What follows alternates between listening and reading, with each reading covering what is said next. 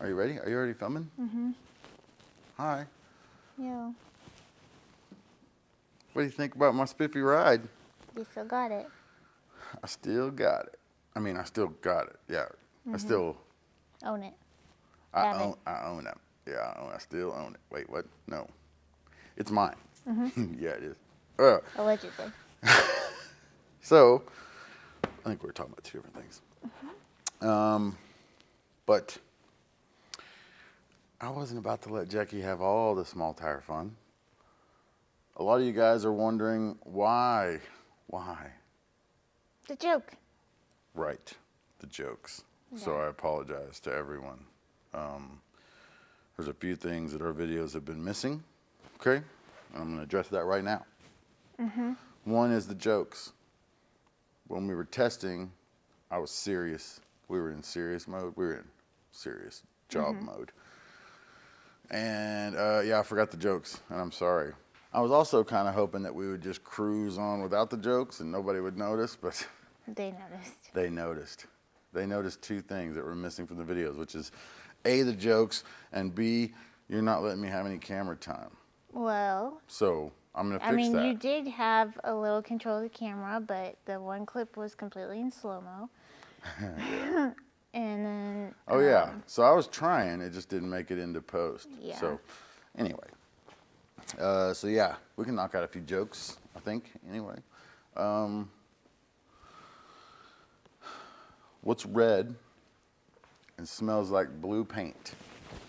Oh, boy. I don't know. Do I have to guess? Red paint. Oh. What? In my head, I was like, is blue paint a different smell than red paint? Yeah. No. Okay, and then let's see. It sucks because we're getting so far into the joke bag that all that's left is NSF jokes. You know what I mean? NSF? Yeah. Not safe for Oh. white people work. Not safe for work. People that work? So not safe for work. So we're gonna kind of cruise the line of not safe for work here. So you know. Yeah, I'll determine this in the Yeah, if your editing boss process. is watching, well, you're probably fired if that happens anyway. But you know, jobs ain't nothing but work. Cover your kids' ears. You know? You're just like 'em. Earmuffs, yeah. So, what do you get when you mix human DNA with goat DNA? Oh boy. I don't know, but I know someone that might know. Removed from the petting zoo. Man. That was a Logan joke. That was my brother joke there. Yeah. He has a lot. A lot of very bad ones. Horrible, horrible jokes. Okay, and then, oh, I got a couple. They're kind of dad jokes, right? Kind of. What is a stepfather? What? What is a stepfather? Someone that's not your dad? Beats me. Oh my god. And then, along the same line of the dad stuff, what's the difference between me and cancer? Oh. I don't know. My dad didn't beat cancer. Justin. That's a joke. Yeah, your dad is alive and my well. dad is very alive, and he's never had cancer. What? The rest of that joke is dead on. Oh my god. Okay. See, I made another joke on that joke. Oh, getting better at this. Yo, sorry. Don't mean to interrupt the video. I won't be long, and you can get right back to the video and do what you were doing. I just wanted to say I'm sorry for all the rumors that you hear about us, and you're not hearing anything from us. That's not the way we want it to be. That's not the way that we like it to be. But unfortunately, right now, that's just the way it has to be. As soon as we have all the answers to the questions that you're asking, we will give them to you directly. But unfortunately, right now, we have to do what's best for us. We have to protect us and the show. We don't want to spoil anything about the show, and we don't want to ruin anything for us or for you guys. So, thanks for holding in there. I'm sorry it seems like we're leaving you in the dark, but I promise you, as soon as we know the answers to these questions, we're going to let you guys know directly. Now, back to your video. Thank you for supporting this video and all the videos in the past, and hopefully all the videos in the future.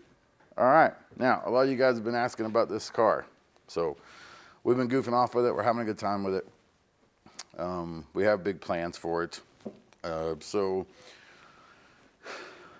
we got entered into a specific kind of race that had a specific set of rules. And just to give you a little bit of background on it, so why we picked it, because obviously there's not much that I hate in this whole world more than a Corvette, but turns out Fox body, that's about it.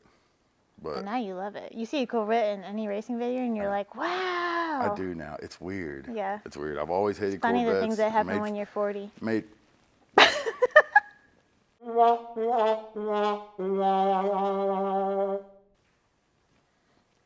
Got me there. You know, if you listen to the internet, not only am I 40 with a Corvette, I'm also retired. What do you do when you're 40 and retired? You get a Corvette, right? A red one. Nailed it. Anyway, so the specific set of rules for this race that we were entered into was small tire, or well, Midwest, the Midwestern part of the country, what we call small tire, because gross. The rest of the country thinks that the rest of the world thinks that a small tire is a 28-inch tall tire only. 28, 10, 5. Non-W. 28, 10, 5, non-W. That's what everyone considers. And we will know if you scrub off that W, friend. That's what everyone considers a small tire. Except, so in Oklahoma, Texas, and Kansas, and maybe parts of Missouri. Parts. Maybe the part that's conjoined. Like Joplin. Like that's about the only Good part. place. Yeah. St. Louis is pretty much 28s. But anyway, that region there, believe it or not, there's a extremely large amount of small tire cars, and that is where the difference lies. So in Oklahoma, Texas, and around that area, and some parts of Kansas and Missouri, a small tire is 29.5, 10.5.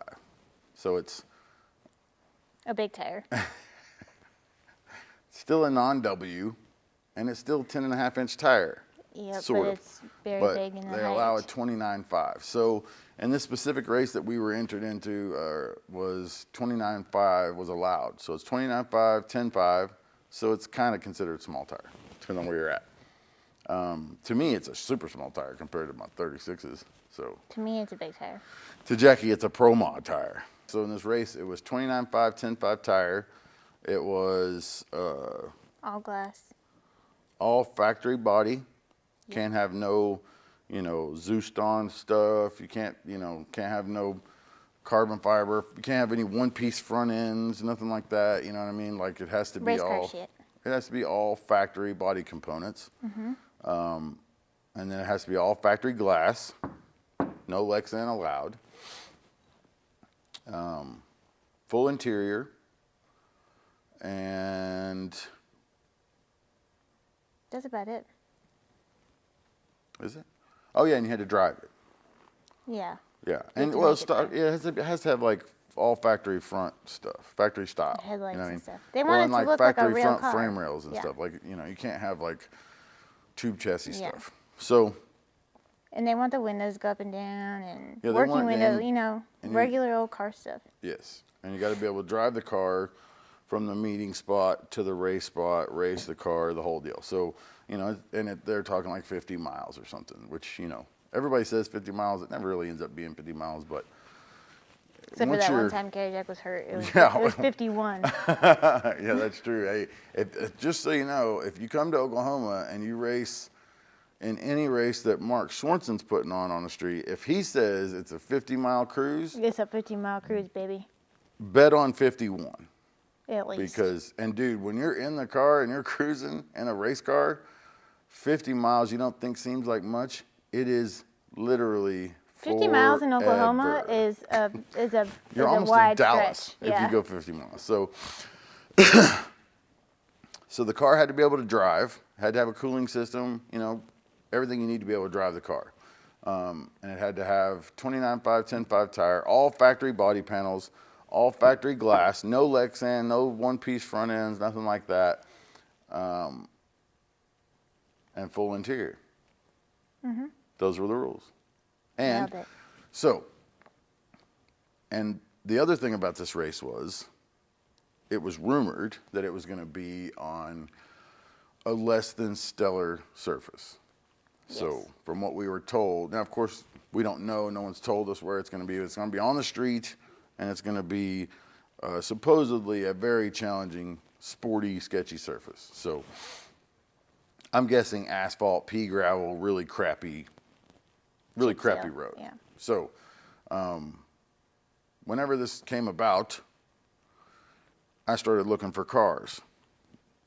And because I don't really have any cars that fit that rule, and Jackie specifically said, this was her words, 100%. If I show up to the shop and there are 29.5, 10.5 tires on Caddy Jack, I will, what was it? I'll sign the title and walk out, because I will not own a big tire car. Yeah. That's what she said. It's despicable. So there's no chance. Plus, that I K-Tech can, is my car, so.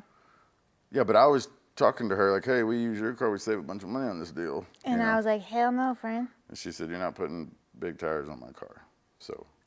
No, K-Jack is a true 28 little baby, you know. Yeah. 28.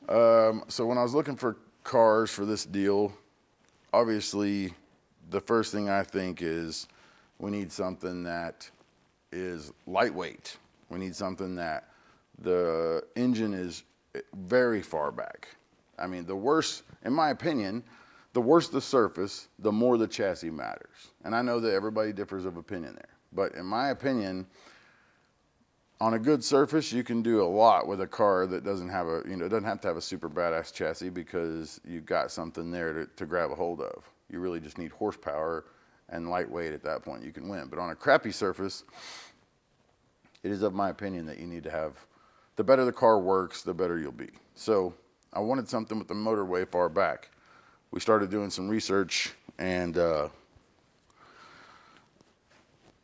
What were the cars that you first started looking at? Like, it was third gens? well, yeah, originally, of course, I want something GM. I'm a GM guy. So I wanted something General Motors. So I wanted, I was looking at S10s. I like the S10. I like S10. That platform is cool. So I was looking at S10s. I was looking at G bodies, of course. Yeah, I was buddy. looking at third gens.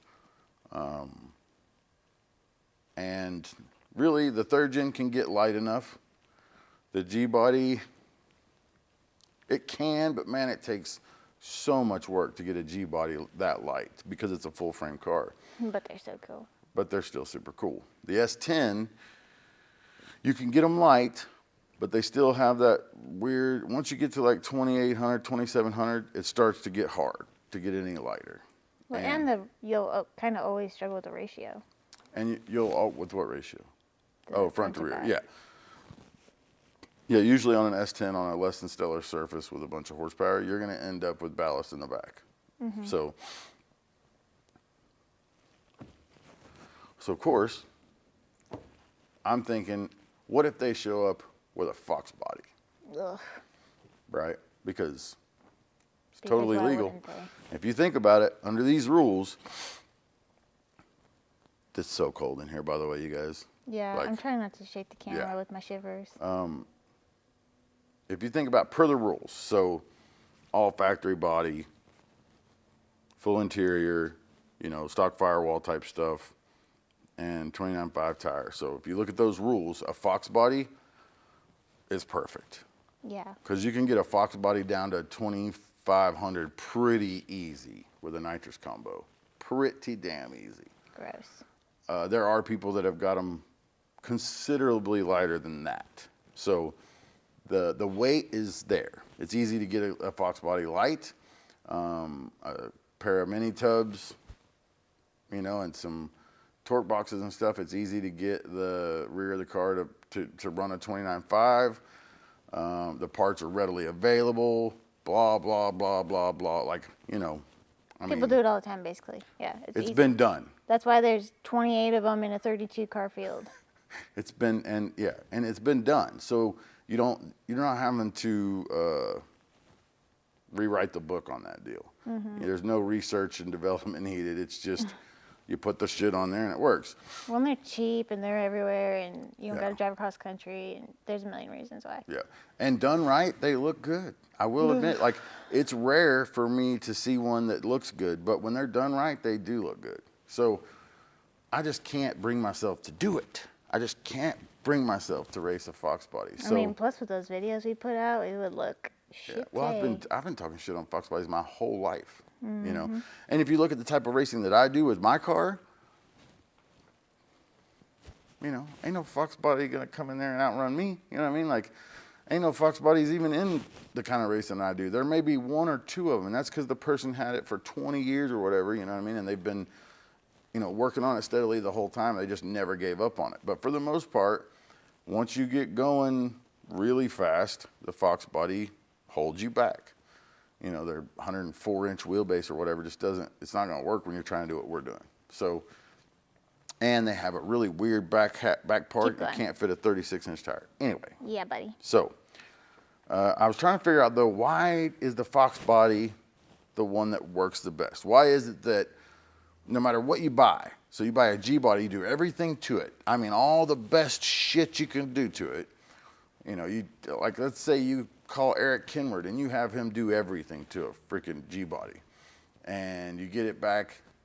You post it on Facebook or on the gram, and the first comment is gonna say, "That's nice, but still gonna get fucked up by a shitbox Fox body." Like, you know, and I just couldn't figure out why it was that, you know, everybody wanted a Fox body. So we started to do some measuring. Well, the mid plate to center of rear axle measurement on a Fox body is around 88 to 89 inches. That measurement, even on a stock Fox body 5-liter car, you can still find that measurement. Even if it doesn't have a mid plate, you still measure from the back of the block where the bell housing on the transmission mates up to the block. You measure from that to the center of the rear axle, and boom, you have what I call a mid-plate measurement. So it's the measurement from the mid-plate to the center of the rear axle. That measurement and what I do is crucial. And I believe that measurement in small tire racing is also crucial. I just don't think that very many people have exploited that or figured that out yet. So when I saw that a Fox body was 88 to 89 inches, depending on who you ask, some of them we measured were 90. The Mustangs right after Fox body were 94, you know, but 88, 89 is about the shortest I found. So I wanted something 85, maximum. I was not going to buy a car or start with a car that wasn't shorter than 85 from the mid-plate to center rear axle. Just wasn't going to do it. Well, I made a post on a couple of Facebook groups and said, this is what I'm looking for. You know, it has to be able to fit a 29.5 tire, has to have an 85-inch mid-plate max, minimum preferred. I'd really like something 80, 82. And I need something that can get 2150, 2200 pounds with a small block nitrous combo. And everybody laughed because they thought I was stupid. They're like, you're not going to find that. Like, that's a unicorn, you know? So I started getting a lot of hate, basically. But then I started getting a few people that were like, hey, this guy's car does really good. It's a, you know, Daytona or RX-7 or some weird foreign, you know, car that they've converted into a race car. And they all seem to have more like what I was looking for. So I couldn't really bring myself to do that. You know what I mean? But I wanted to very badly. And I looked at some that were bad, but you know, at the end of the day, I still got to stick with some sort of muscle car, some sort of GM car. And man, some Phil Cook here in Oklahoma, he sent me a message and was like, hey, I got the perfect car. And I started talking to him about it. And if you know anything about Phil Cook, he's always got a million race cars you don't know about. He's got the baddest of the bad of everything in the world, and it's hidden somewhere and nobody knows about it. But if you ask him, he's got one and he'll go get it. So he starts telling me about this car he's got, and he said he said, what would you do with something that's got a 70-inch mid plate? And I was like, what? I was like, don't have a 70-inch mid plate. And about the same time, I was getting messages from everybody else too. And there were guys saying, hey, I got an S10 for sale, and it's got an 84-inch mid plate.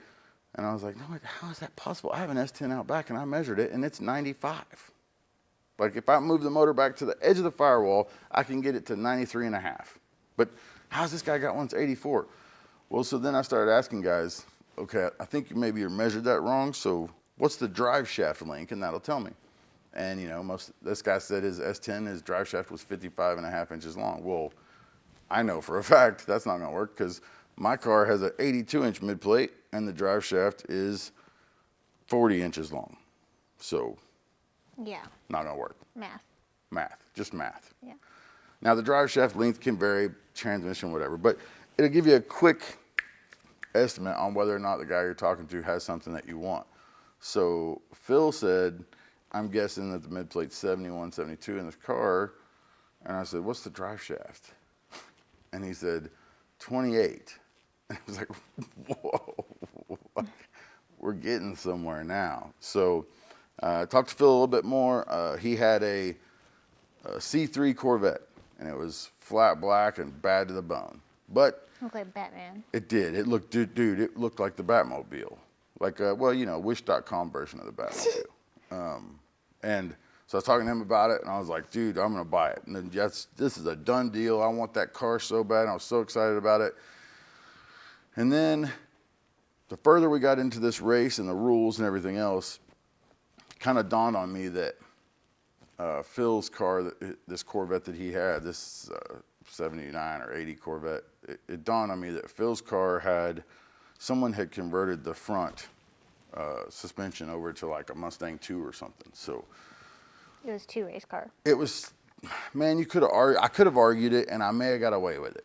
You know what I mean? Sometimes when it comes down to this stuff, who has the better lawyer wins, right? So I could have argued this deal, and I may have got it passed. I may have got pushed through, but I didn't want this thing to be super badass, super bad fast, and then they just rule me out or whatever. And I didn't want to be the guy who showed up with a car that was way too much for what the spirit of the class was. So Phil's car had a funny car cage, and it had, it had everything done. So we would have had to and it had all Lexan or whatever. So we would have had to basically take Phil's car and make it a stock Corvette, which is the opposite of what we're supposed to be doing. Right.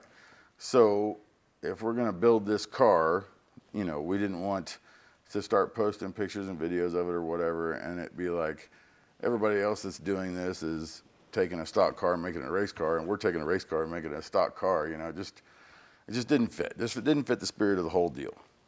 And so I was heartbroken or whatever. And so literally. So I kept looking, and I was like, "Whew, we got away from the Corvette deal." And then I had still never went and saw one or measured one in person. So I was still just kind of going off of what Phil said. And honestly, I was thinking that Phil's car, someone had moved the motor way back, so. But I was looking for him anyway because I was dead set on one. And I found this one. It was on Racing Junk.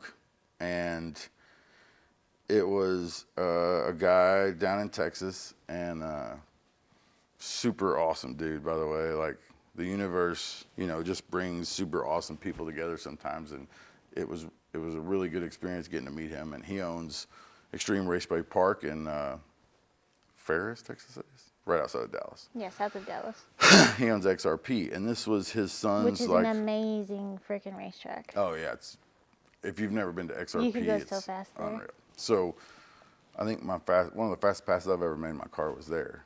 I went 3s there in my big tire car. Yeah, when we were doing a PK. Yeah, it's crazy fast. So, I was talking to him, and his son had this car, and it was super streetable, and they run a lot of the, street car events or daily driver events or index type stuff or whatever, and and it was just a slick car, and it was in good shape, and it had all factory glass, and it was all factory body panels, no Zeus tabs, no, full pull off one piece front ends or whatever. So I talked to him. It ran.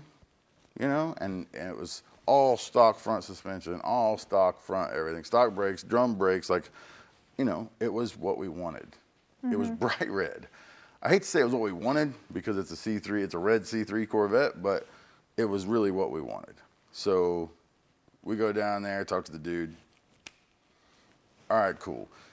The interior's, done. We don't have to do that. The outside's done, paint's done. We don't have to do that. These are the things I don't want to do anyway. So it's perfect. It's a builder. It needs all the stuff to become a race car, Well, not even, we don't have plans of making it some crazy race car. It's just, it needs some work to get it to where we would want to be, which, as y'all saw in testing, like, it just needs work.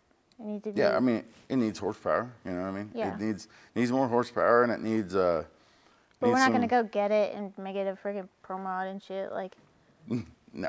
No. No, this car is going to be pretty close to what you see here, just faster.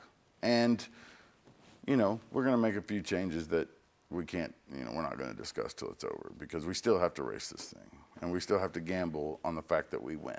So, that's the plan. This is what we got. It's a running driving car.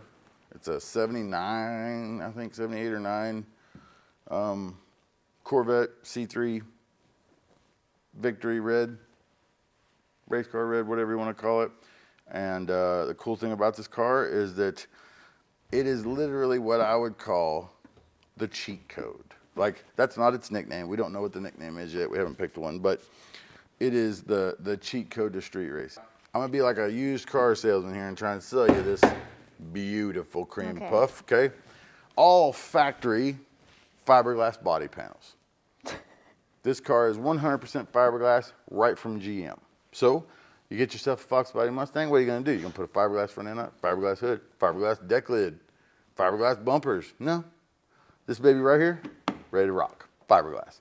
Yeah, buddy. It has all factory glass, but it's lightweight racing glass, I would imagine. Oh, yeah, I'm sure. T-tops. This car has full interior.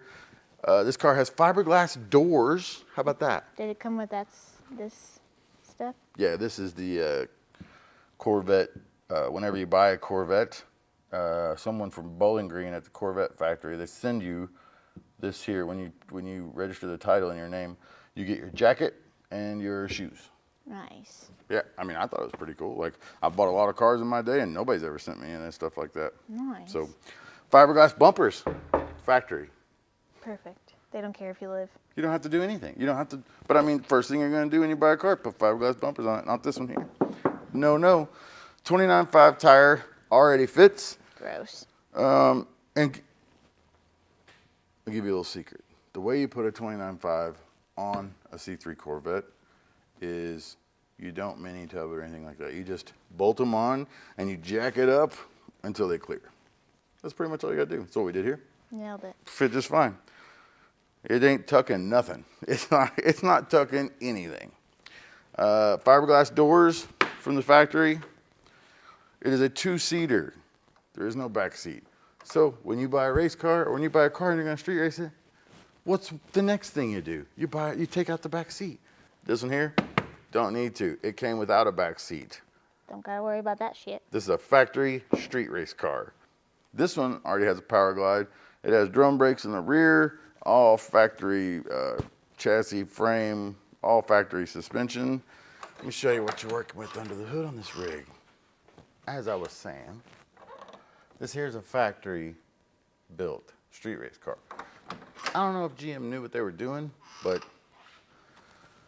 they have given us the perfect platform for a factory built street race car. Fiberglass everywhere. Fiberglass front end, check.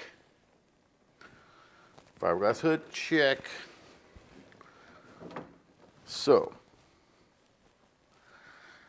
here's the crazy part. This is an all factory glass car, T-top car. Factory, all factory front end, factory A-arms, factory everything. Nothing on this car has been done with weight in mind after GM built it. It's got an all iron small block Chevrolet. It's got dash 11 heads. Aluminum heads, but iron block. It's your basic run of the mill 400 small block Chevy. It's got a 4150 carburetor, 950 or whatever you want to call it, carb 850, 950, they're all the same. But electric water pump, aluminum radiator, you know, it's got some decent stuff. But you see this here? So I want you to get a good glimpse of this. So this is the factory motor location. You know how I know that? Because it has motor mounts in the factory location. So this motor is where it came from GM, or where the motor came in this car from GM. And if you look, the harmonic balancer is behind the front cross member. Usually on S10s, G bodies, A bodies, just about Camaros, just about anything, you usually notch that cross member for the oil pan. You don't have to. I think you're good. It's insane. It's insane. When I found out about this, I was like, what? Why didn't anybody tell me? This is your factory street race car, man. I did a little measuring from the back of the block to about the center of the rear axle. Now, I don't have the CAD drawings from GM and all that stuff to get exactly where the center of the rear axle is, but just a quick measurement with a tape, and I am under 70 inches. Yeah, buddy. 70. Put that in perspective, a S10 is about 95. G bodies, about that or more. A bodies, more. Novas, about that or more. Cadillacs, much more. Like, yeah, CTSV, a lot more. So my GTO was 96 or 7 or 8 when I first started back in the day with my original car. And I've since moved it back to 82. Yes. And we thought that was doing something, man. That is a big difference in what we do in our other car, you know. Like, when we went to 82, it was hard for anybody to outrun us on the street. We dominated on the street, you know. And then, when we first came out with that car, we dominated on the street, and it was 86 and a half, 88. Mm-hmm. Then we went to 82, we dominated again.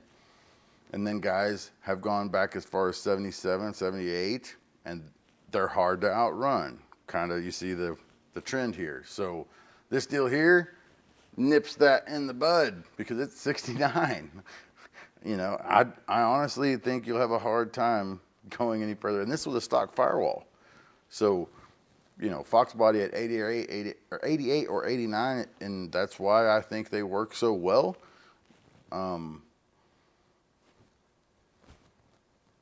You cannot get a Fox body at 69 without cutting the firewall completely out and putting the motor in there with you.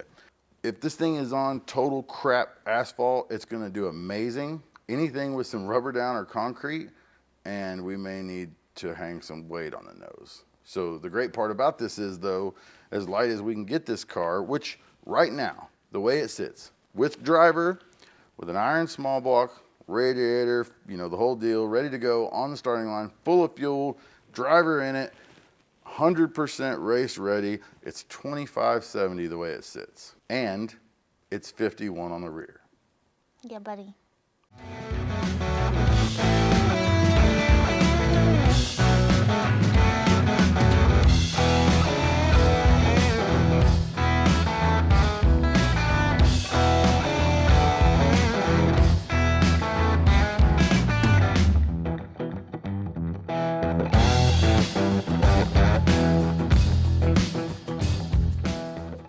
We kind of went over the car a little bit, kind of showed you what it was, what we got, kind of gave you an idea of the direction we're headed with it. And this is the part that's going to be the hardest for me. Which one? This part of the video. I wasn't looking forward to this part because everybody knows that I am a turbo guy. I like small blocks, a lot of RPM, and I like for the manifold to be under pressure. I've been helping Jackie with her Cadillac project, and she had a lot of ideas that she wanted, and she had a lot of things that she just wasn't going to budge on. And at first, I wasn't completely on board. But then, you know, she found that little motor, and she bought that little motor and brought it home. And you know how it is when your girl brings a dog home and you don't want a dog, and you're pissed off about it. You're like, man, I don't want another dog, you know, and you just, you know, it's ugly. You're you mean know, to the and dog. you're mean to the dog, and you kick it off the porch every day, and then and then one day you're at home and you're working on the garage or whatever, and she's not there, and that little dog, and you just get along like peanut butter and jelly, you know. Wow. And then next thing you know, it's your dog. Mm-hmm. Well, that's kind of the way I felt with this small block nitrous deal, because I mean, I just think there's two words that do not go together, and that's small block and nitrous. That's 3 words, so it does go together. You know what I mean? So,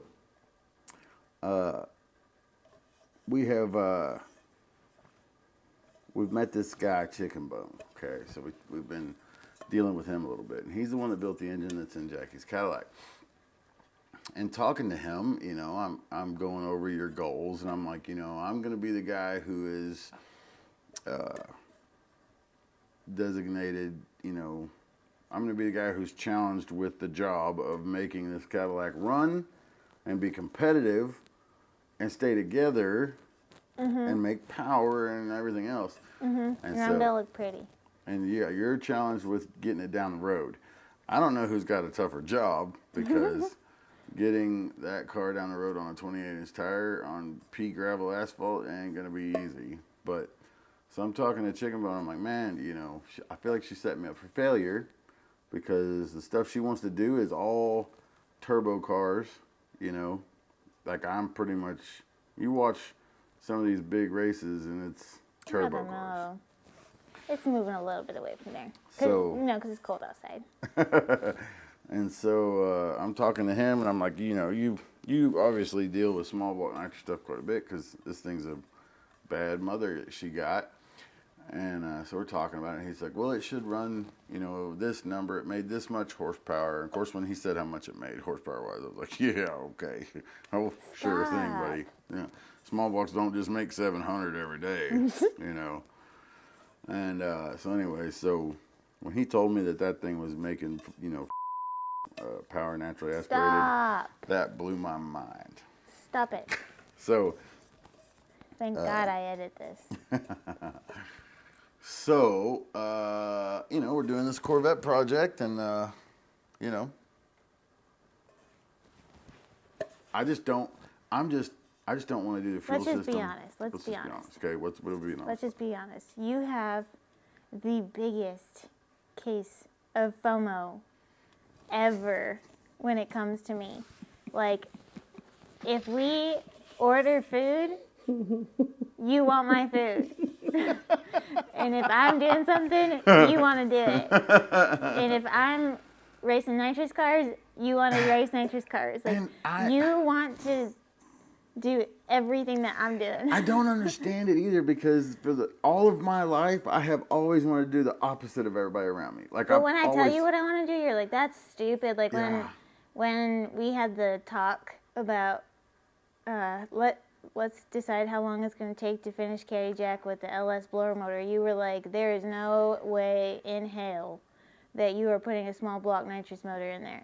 And I was like, I'm going to buy this motor. And you was like, no, you're not. And then the next day, I was online booking flights to New Orleans. And in her defense, okay, it's her money. This is not my money. That car is built with her money. She owns the business, owns half of a business. She, you know, she makes the money. She designs all the stuff. She runs the whole business, the day-to-day operation. She does it all. So, you know. Well, and I did specify this to someone because they're like, wow, it must be nice. The things that I took off of my car, besides the motor, we sold everything. Oh yeah, no, and we got good money for it all, because it was Yeah. a record holder, you know. So I saved that money from all the parts that we took off my car to buy the parts that are going back on it. Plus, I worked for the rest of it. Plus, you work your butt off. So, and you know, you've got a million other ways that you've learned how to make money and stuff. And it's just, you know, I'm just really, it's awesome. I'm proud of it. You got your money. So normally though, I wouldn't, normally I have a say-so in things because it's normally my money. So like, the first time we were doing stuff, it was my money. So I was like, no, you're going to do this, you're going to do this, you're going to do this. And then, we raced it my way and it hauled ass and we set records and stuff. But then, at some point, you have to let them, do their thing.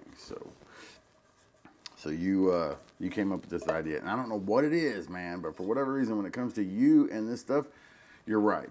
I hate it. I hate that about me. That's one thing that I've never been that guy, but man, it is unbelievable. I talked to Chicken Bone. I started putting things on paper.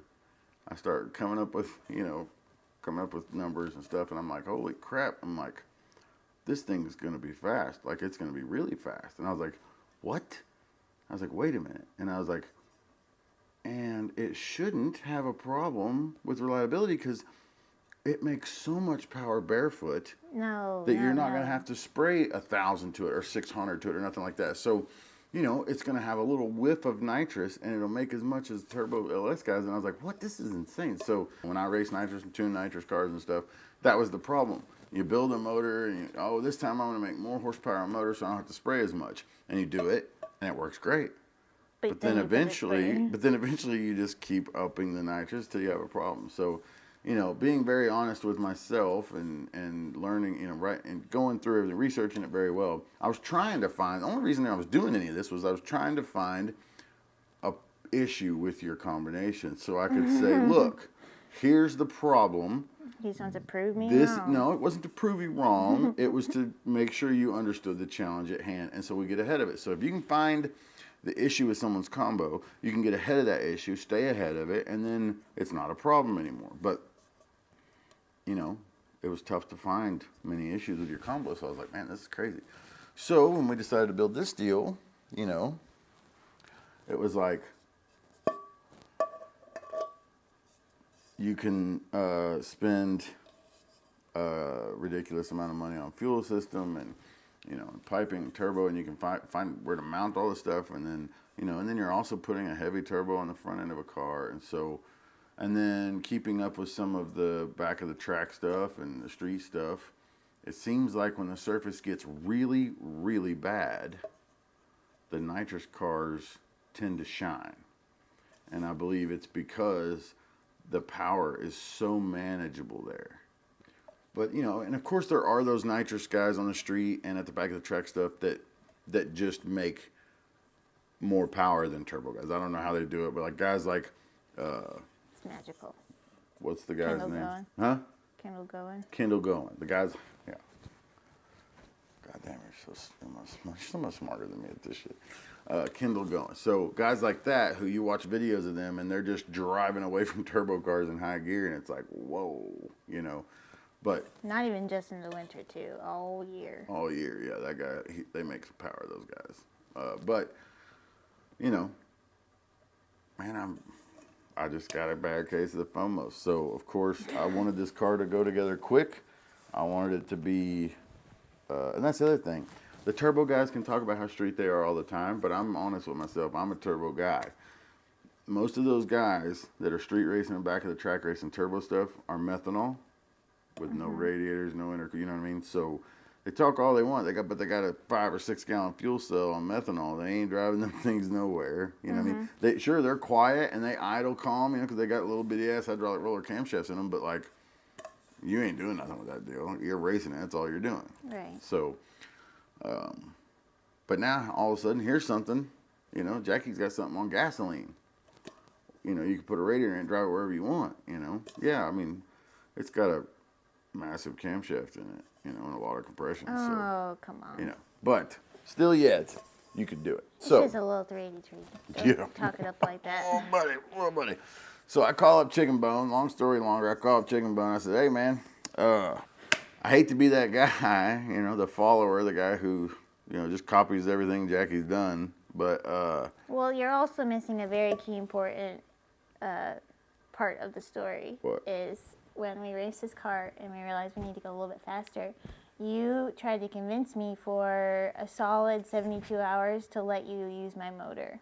Oh yeah, so that's how it all started. And I said, heck no. How it all started was Heck to the no. we got to race this car. We were racing this car. We were entered into this race that was going to be a big deal, and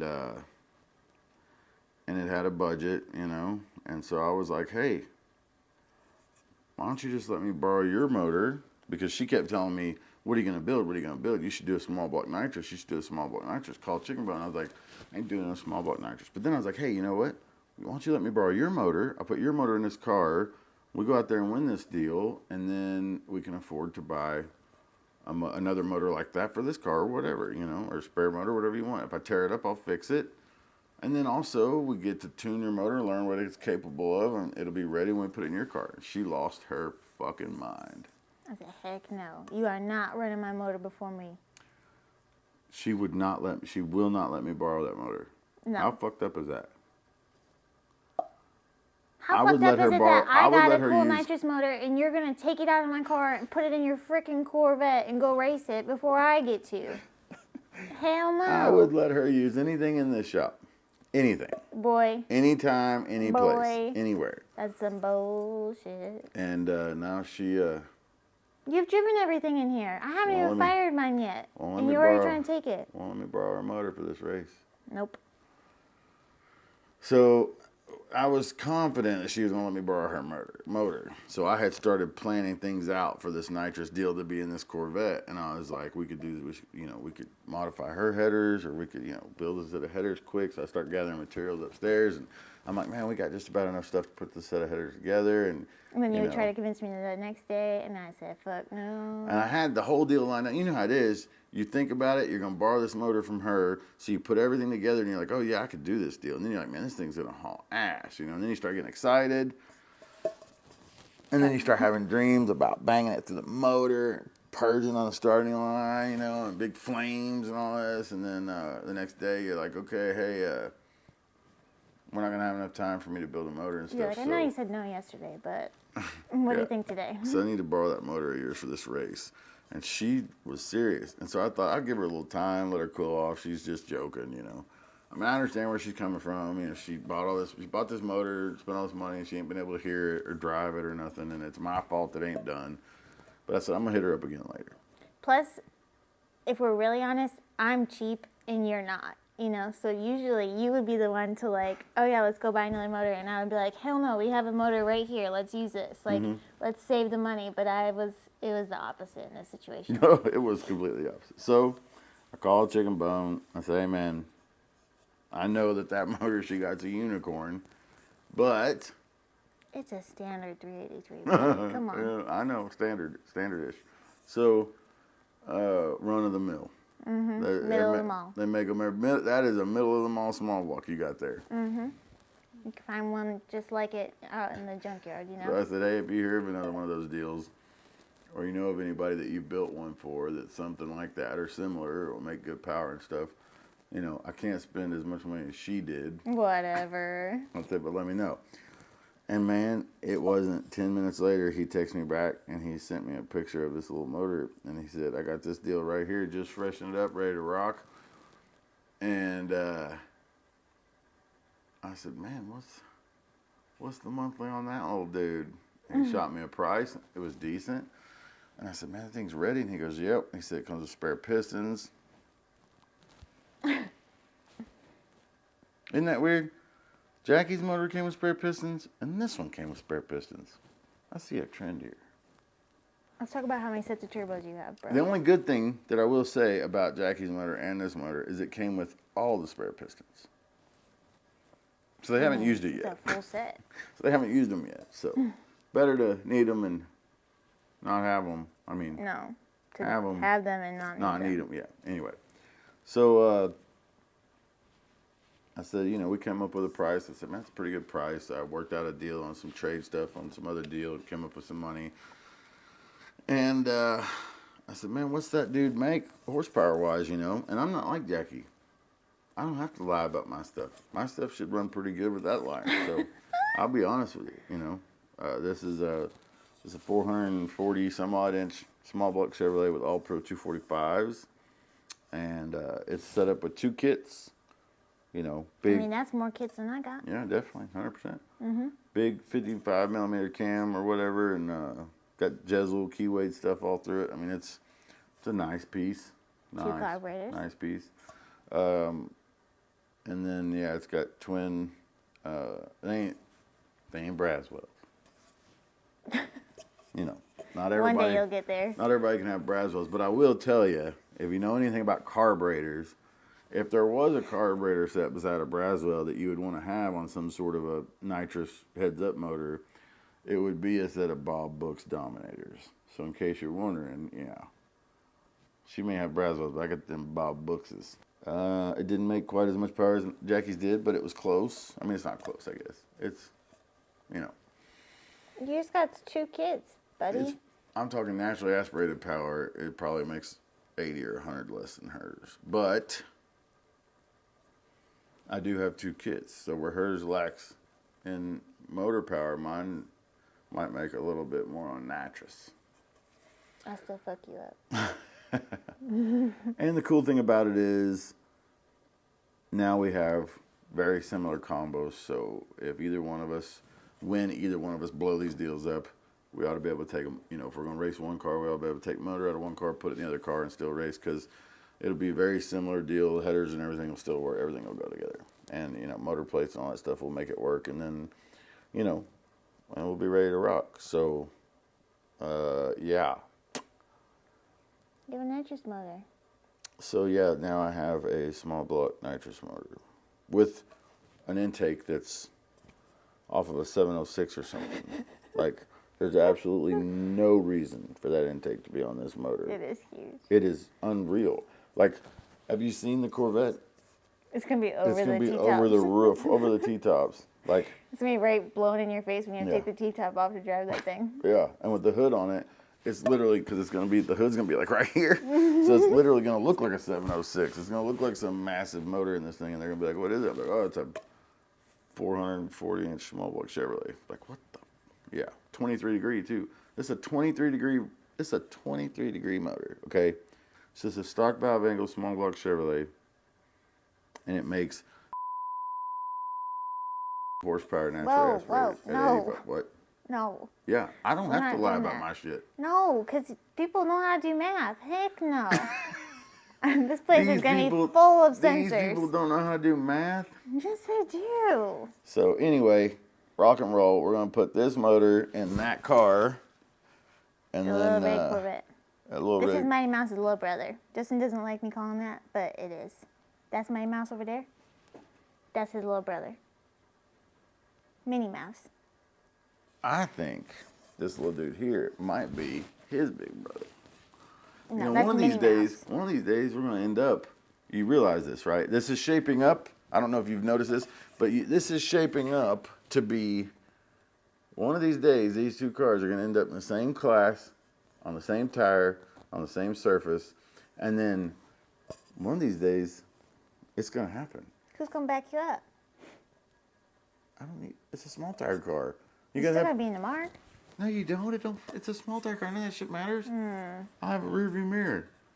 It's a small tire car. You don't need to do shit in a small tire car. You just point it kind of straight and then let it go. And it goes. Okay. Anyway. I bet you'll find out. Yeah, we're going to find out because one of these days we're going to line up. And I'm going to drive out of your life. I'm going to kick the shit out of that fucking Cadillac. You and all them Fox bodies. Yeah. Mm-hmm.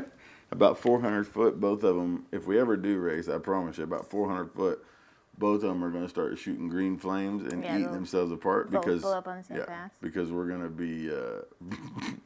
be ready to burn them up to outrun each other. So you know, I'll take those jets out of the thing. So there you go. I'm stupid officially. I've lost my mind. I don't know what's going on, but yeah, now I went from having nothing to do with a Corvette or nitrous, and now I have both. I mean, dude, this shop... Especially carburetors. If you walk around, there's carburetor parts everywhere.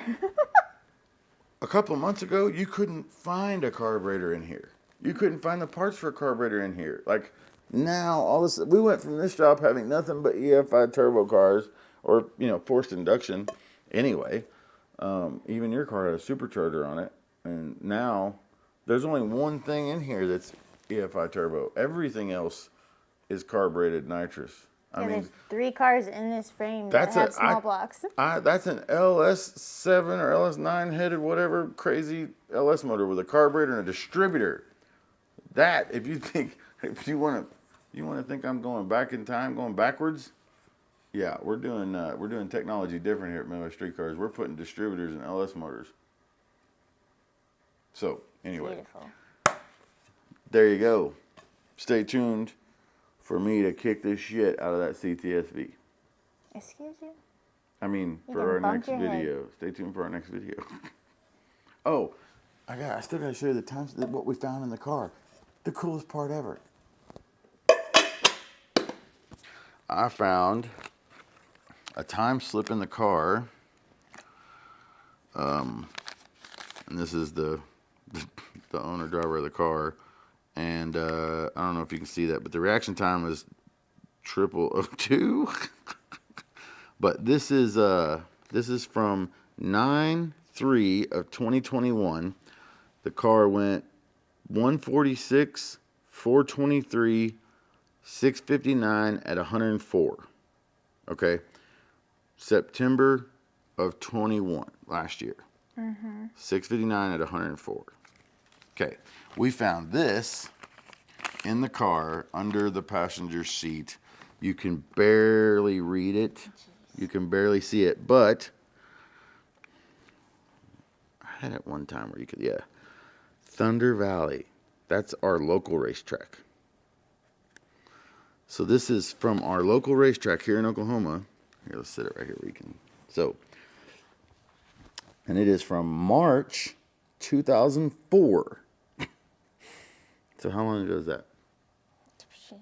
As old as me, I don't know. 18. 2004? 18 years old. 18? It's 2020. Huh? Yeah. It's 2022. Yeah, it's 2022. So 14. 18 years old. So it's barely legal, just like I like it. Oh, boy. March 2004, this car went 654 at 104. So here's the time slip from 2021. Here's the time slip on this side from 2004. Check out how consistent this car is over a 20-year span. Your light went out. Here I go. Yeah. How cool is that?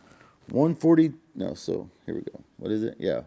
142, 419, 654 at 104. 146, 423, 659 at 104. Nailed it. And back then it went, when they slowed it down to run 650s, it went 1020s that night at 131. So that is one consistent ass car over 20 years. It went 654 to 659. It lost 5 numbers in 20 years. Well, it wouldn't even lose because this is March, so the weather is much better than September. You know? Either way, 20 years. So someone, this car ran at Thunder Valley, our local track, 20 years ago. So someone around here knows about this car. Someone around here built this car. Someone around here knows about this car. Someone around here has information about this car. Someone has pictures of this car. Hopefully, it's not like stolen or something. Hopefully, they don't go like, that's the car we've been looking for. So, I talked to Scott Creed, who is a local bracket racer around here. I call him he's won like 1,800 Wallies or whatever. So, I call him the Wally Harvester.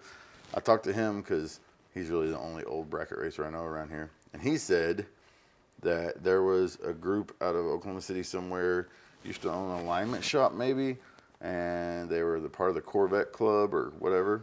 And he said they had, a long time ago, they had a red Corvette that they had raced at Thunder Valley, and he said they just like pretty much let everybody drive it because it was so much fun and easy to drive and consistent, and they were like, you know, they just had a good time with the car. And I was like, man, that sounds just like the car. Like Jackie just jumped in and started driving it. So it's pretty cool. I'm hoping, my fingers are crossed and it would make for the perfect story if we could find out who owned this car and if there's any pictures or videos of it doing a burnout or racing on the street.